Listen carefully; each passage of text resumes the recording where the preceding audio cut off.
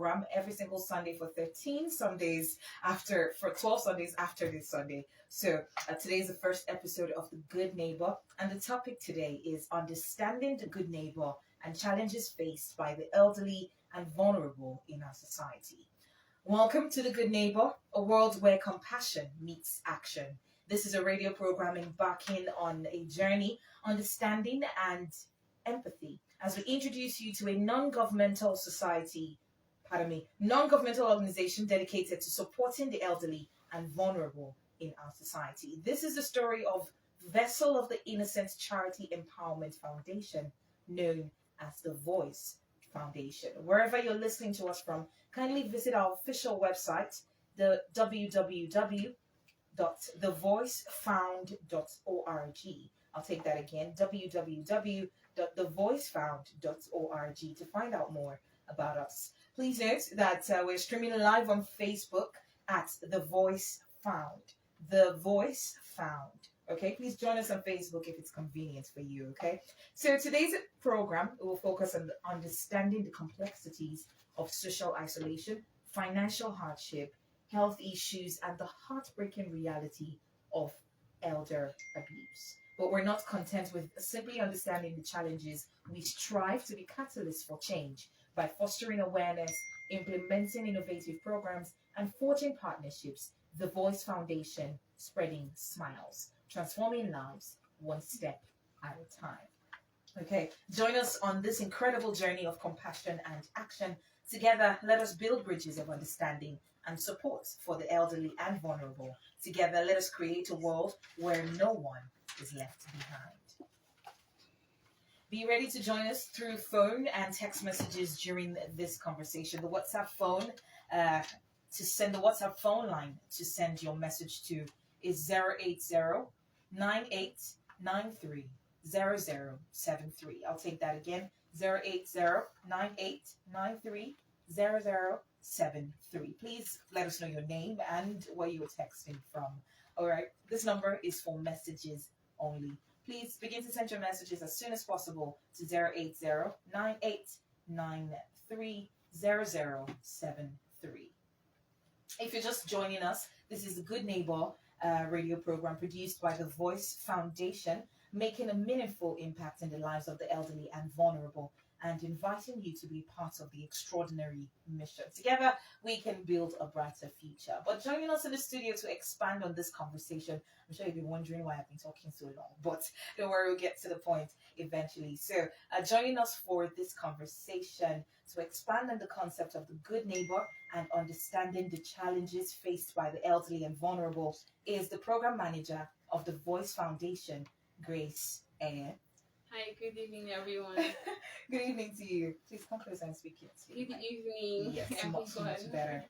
All right. We also have Victoria Onu, who is the CEO and founder, GNC, right? Grace Nursing Care Center. Good evening to you. Good evening.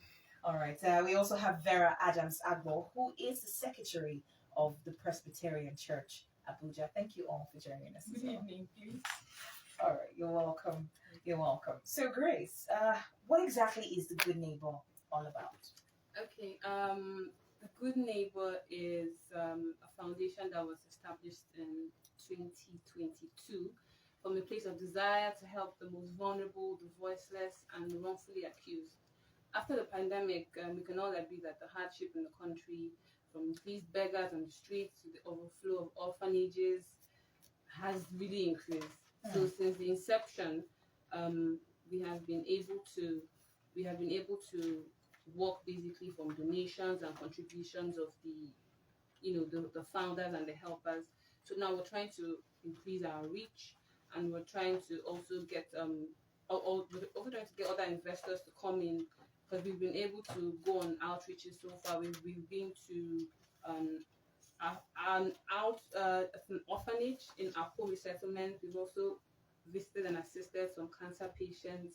We had an outreach in the East. We had 50 elderly people who were beneficiaries of that. And the last one, we went to Kuje prison, and we're able to also reach out to the inmates there. Thank you. That's just basically what we're about. Okay. So, what are your success stories and challenges so far? Okay. Basically, we've had like I said, we've been running on the contributions of the members, of basically people who just want to see the work prosper and continue. So right now, we challenges we've had basically are for getting funding, constant funding, and getting a wider reach. Because right now the outreach we had was for 50 elderly people in the eastern part at December, and we saw there was so much more needed to do, but we didn't have as much. So we also soliciting for funds to do much more because there's a lot more of work. Okay, so those are the challenges. Yes. So the focus of the Good Neighbor is the elderly and vulnerable. So Yes. the elderly and vulnerable. Yes. The challenges they face in the society. Yes. That's basically the focus. Yes. All right. Thank you so much. Thank you. So we also have, like I said before, we have Victoria Ono, who's the CEO and founder of GNCC, the Grace Nursing Care Center, and Vera Adams Agbo, who's the secretary of the Presbyterian Church Abuja, both of you. So we're going to get into the challenges faced by the elderly because it's important we know, what exactly these individuals are faced with, right? So what are some of the biggest challenges faced by the elderly and vulnerable people during times of crisis? In fact, wait, before I even go ahead to look at the biggest challenges, let's look at the vulnerable. Who are the vulnerable people in society? Okay. The vulnerable people in the society are people that cannot be reached. All right, please come closer to the mic. Okay. All right, thank you so much. So the vulnerable. The vulnerable people in the society are people that cannot be reached. They are the less privileged people. They are the elderly people in the society. Okay. So what exactly do you think are some of the challenges, Miss Victoria? What do you think are some of the challenges that the elderly and vulnerable people have faced during times of crisis? I'm actually Reverend Mrs. Reverend Not Mrs. Miss. Pardon me. My apologies. Go ahead. Okay, let's first of all look at the vulnerable right now in our society. Of course, there are many, but according to WHO, the poorest of the poor are actually the older persons, and they are definitely vulnerable. And then how else could you look at them with all the brain drain, with all the jackpine going on? Definitely they are very, very disadvantaged. So when she said, as I said, you can't, the problem they saw when they went for their outreach was so much. She's very, very right. Nobody's being able to meet up with the challenges of the older persons, whom I think they are actually on the top of the ladder of the vulnerable people. Then of course you look at the people who are challenged, physically challenged, and then of course the poor people who can't afford even one square meal. Yeah. Okay, so let's look at the biggest challenges that they're facing right now. Are we talking health issues? Are we talking monetary issues? What are their challenges? For the older persons, I can readily tell you that it's loneliness. Yes, and the loneliness is what brings about every other challenge, And unfortunately, like I will keep talking about the jackpine that is going on, the people leaving Nigeria right now. With it is coming a lot of, will I put it like carelessness or lack of care for their people, for their older persons, for their mothers, for whom they are leaving behind. They are not leaving a plan B for those people. And then the first thing that is hitting them is loneliness. And then, of course, remember that even before this drain, you still have a lot of older persons in the rural area where with the pandemic, nobody was able to travel. And so they were cut off. And then, of course, they were told not to entertain young people because of infection and so on and so forth. So loneliness is the biggest deal for them. That's very interesting. I wouldn't have thought loneliness. It's loneliness. By the time Wow. you get to that age and you have what is called empty nest, you have a lot of people, all your children have left home. What are you left with? Okay, so in what ways can we actually promote advocacy for care for elderly and vulnerable individuals, both within and outside care facilities? Okay, one of the ways, just like what we are doing here, it's a program that it will also help, those in the society and those around to be aware, because one of the major things for people to be aware, yes, is creating awareness. Okay. Creating awareness. Reverend, please. Go ahead. Advocacy is very, very key. And I really want to say thumb up for this organization. I belong to the Coalition of Societies for the Rights of Older Persons. And one of the key things we do is to make sure that people get to know, the plight of the older persons and to do something about it. Another thing we could do is legislation. There is nothing being done. My organization is trying to make sure that there is legislation in place, so that the rights, how do you protect the rights of these people if there is no law that is guiding it? So it could also help. And then, of course, the other one is the advocacy could go to schools, starting from primary schools, sensitizing them, ensuring that they have a desire to, help older persons. Remember, in those days, we used to carry the bags of older persons. We used to help them fetch water. It's a dying art, And youth service. Youth service is another outlet. Once they have the awareness, probably they would begin to have clubs within those kind of organizations to ensure that they reach the vulnerable and older persons. Okay, so what role do you think can technology play in aiding support for elderly and vulnerable individuals? Like, when we're talking about technology, we find that a lot of older people are sort of left out, this ever-changing technology. So before they catch up with before they've caught up with WhatsApp, another thing has come up and all of that. So what role do you think technology can play in aiding the support for elderly and vulnerable individuals? Okay, when I talk about loneliness, actually technology is doing a lot because those older persons actually, somebody like my mom is 85, and she spends a lot of time on WhatsApp, she spends a lot of time on Facebook, she has 2 Facebook accounts, can you believe that? Wow. And she's there, So giving them access to those things, and then the intergenerational synergy, having the young people organizing meetings where the young people can actually help them understand these gadgets, like having a party or an outing where you invite the older persons and you invite the youth and you ask them what they have and you put them through, help them set up things. That will go a long way. All right. What do you think? Do you think there are potential drawbacks or challenges with technology and supporting the elderly? Do you think there are any challenges when it comes to bridging the gap between the elderly with technology? Do you think there are any drawbacks, Miss Vera? Yeah, there are drawbacks because the younger people, will not be able to blend with the older people. Yeah, so there are drawbacks. There's a gap between the older people and the younger people. The society we find ourselves now, the younger people are going faster than the older people. So there's a gap there. A gap, yeah. Okay, I would like to add to that, and it's like, let's take Omugwo for instance. I just came back from Omugwo.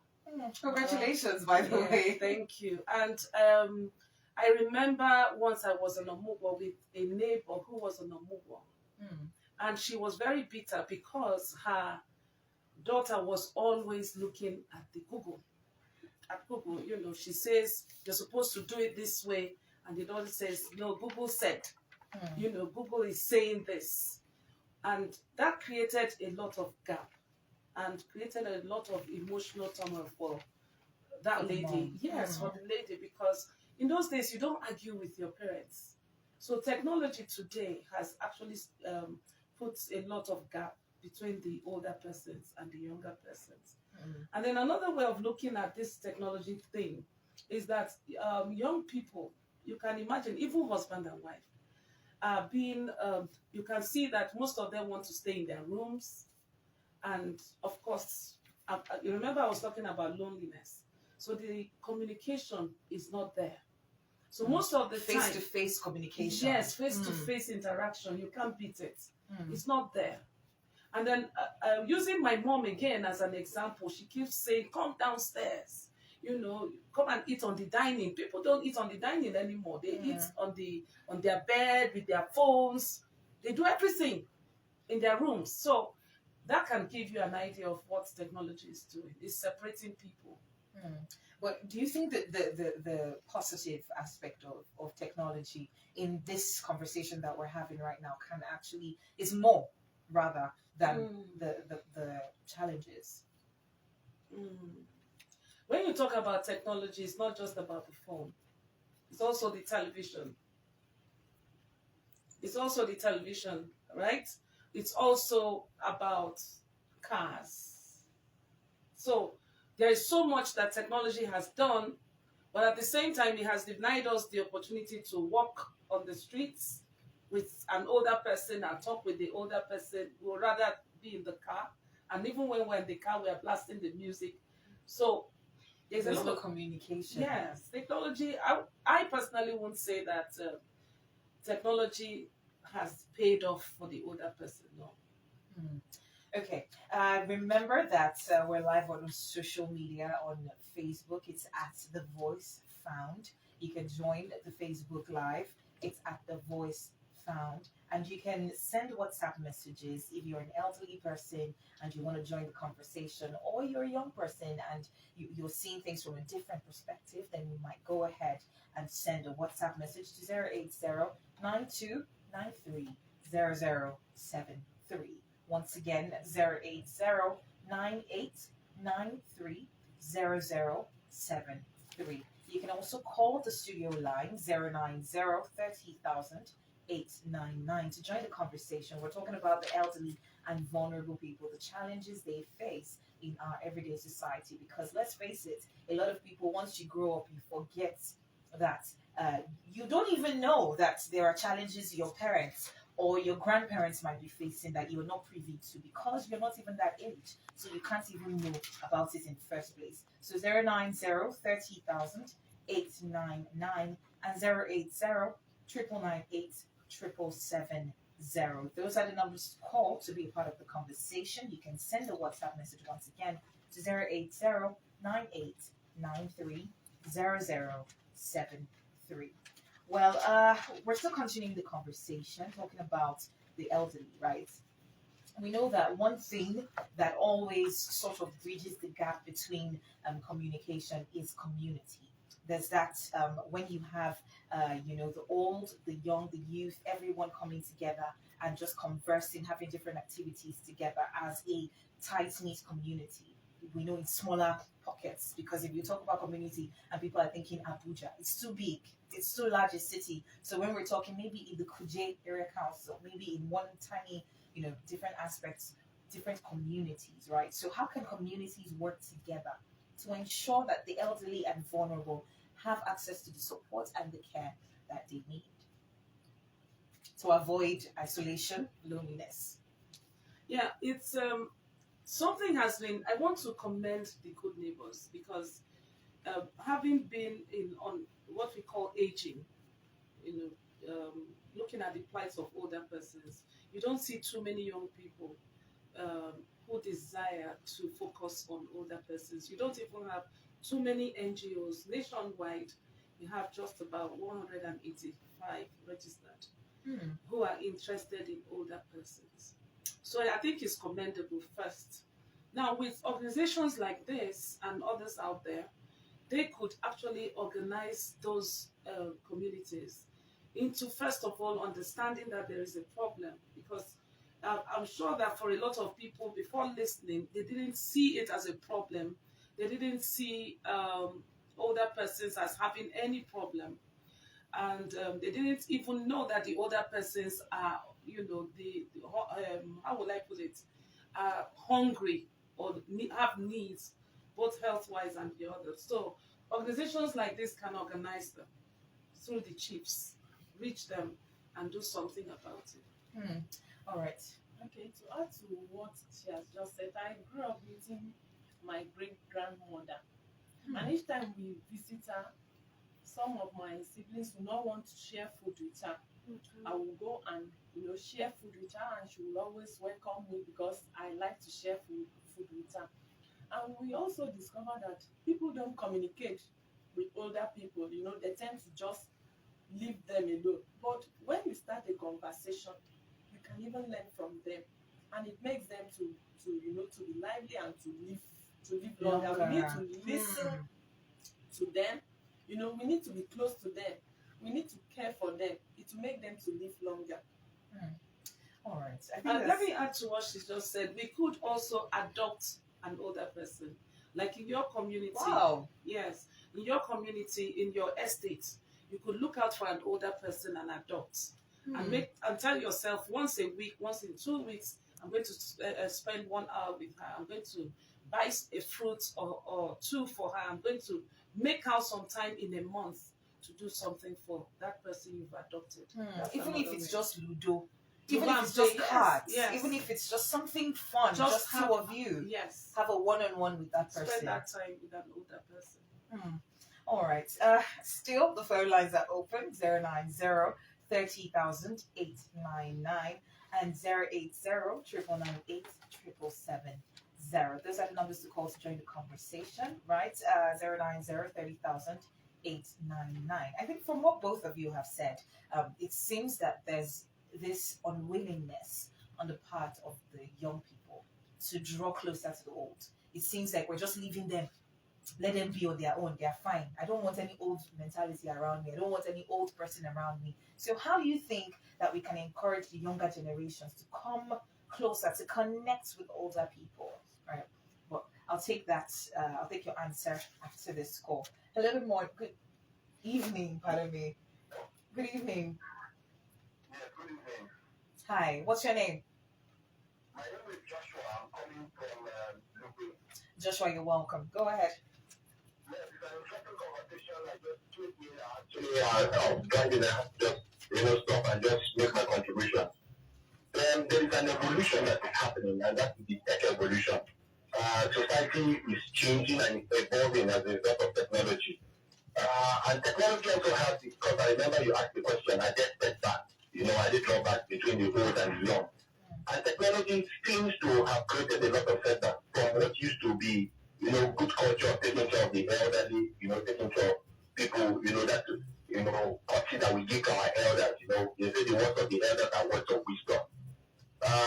And so, what technology does is that it gives you access to a lot of people anywhere in the world, but at the same time, it also creates loneliness. People could still be lonely in the midst of plenty people to speak with. So, one of the things I appreciate is the fact that it's good for us to bring this consciousness. But I also want to state that government also has a critical role to play. Because people want to try this. In the youth of for instance, you have the NHS that is also and then private organization that is involved in taking care of the elderly. We should also begin to look at it in this light, in this perspective, to say how can we, how can government come up, set up this food, maybe private partnership, and then let's begin to take care of our elderly. We see many of these retirees, even the way government treats them in the payment of their what is due to them. They are not well paid. You tell them for verification, and you see them in the name of verification, they are losing their lives and all that. So these are the things that we need to do. When government takes it as a culture, it will be easier for the citizens to also respond positively. There is a little that private individuals can do, but at least let us start also. We can also do the little we can to contribute to society. Thank you very much. Thank you so much for your contribution. Thank you so much. I think it's a very sound, because I was going to ask when we're wrapping up what the role of the government is in all this, because there's one thing as organizations and individuals to do your bit, but the government itself, right? Are they carrying the elderly on their heads like they should? So I asked before the phone line, right? How can we encourage the younger people? Wrapping up, how can we encourage the younger people to connect with older people? Okay, one of the ways is to change the social norms. What is happening in our communities, what the youth should be able to adapt to what the older people, have laid in place. When there is this social norm, they will be able to understand each other, because the youths are just going, but there should be, an understanding between the youths and the older persons, so that they will be able to come, there will be that relationship. All right.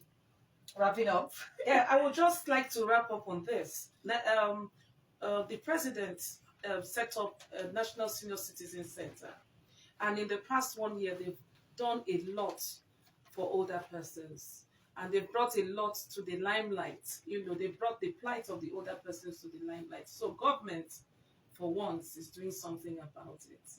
And talking about what she just said now, the youth and the older persons, it takes me and you, one at a time, taking a decision that I'm going to connect. I'm not going to look at them disdainfully. I'm going to connect wherever you are. You tell your friend, let's connect. You tell another friend, let's connect. And that's the way it goes. All right. Thank you so much for having a conversation with us this morning. Pardon me, this evening. I'm so used to the morning. I am so used to the morning. Pardon me. We had Reverend Mrs. Victoria Onu, who is the CEO and founder of Grace Nursing Care Center, and Mrs. Vera Adams, who is the secretary of the Presbyterian Church, Abuja. They were our guests in the studio. So thank you so much for having a conversation with us this morning. And my God, I need help. Anyway, please visit the website. It is at www.thevoicefound.org. That's www.thevoicefound.org for all the details of the reports, information about the Voice Foundation. You can watch the videos on YouTube. If you missed the whole conversation, you can watch videos on YouTube. The Voice Found TV. It's the YouTube channel. So please subscribe to get reminders whenever we have a new post. Okay, join us again next week for another episode of The Good Neighbor. And remember to follow us on social media, Twitter, Facebook, Instagram. It is at The Voice Found. Also remember that you can reach out to us through our phone number at 080-9893-0073. Thank you so much. My name is Gisira. You can send a message and email at info@thevoicefound.org. info@thevoicefound.org. Thank you so much. My name is Gisire Agua. Good evening and have yourselves a wonderful, wonderful Sunday. I've got Rhapsody of Realities coming up next. So please keep it locked.